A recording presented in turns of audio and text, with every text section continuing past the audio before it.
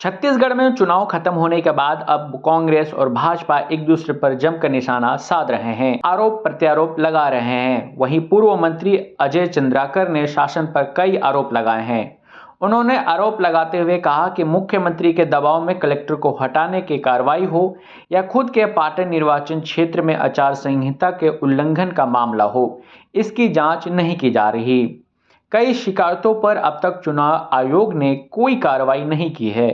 उन्होंने आगे कहा कि निष्पक्ष चुनाव के लिए आवश्यक है कि प्रत्याशियों और उनके अभिकर्ताओं को इस मतदान के स्थान और समय इत्यादि की जानकारी दी जाती।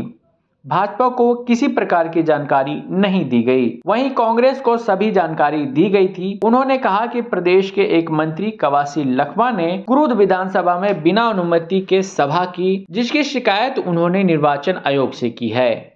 उन्होंने कहा कि निर्वाचन आयोग अगर भाजपा की शिकायतों पर कोई कार्रवाई नहीं करेगी तो भाजपा भारत निर्वाचन आयोग और न्यायालय में भी इन शिकायतों को लेकर जाएगी। उन्होंने बीजेपी पर तंज कसते हुए कहा कि भारतीय जनता पार्टी चुनाव हार रही है। हार के बौखलाहट से वह अधिकारियों पर धमकाने पर उतर आई है। चुनाव में अगर आप हार रहे हैं तो जनता में आपकी लोकप्रियता उसका उदाहरण है। आप विपक्ष के रूप में जनता के हितों के सामने नहीं आए, झूठ मुद्दों के आधार पर, मुद्दों की दिवालियापन के आधार पर जनता के बीच में गए थे। जनता आपको नकार रही है, इस पर आप अधिकारियों को क्यों धमका रहे हैं? ये भारतीय जनता पार्टी की गलत मानसिकता है। अधिकारियों को धमकाना भाजपा बंद करे। कांग्रेस पार्टी भी चुनाव आयोग में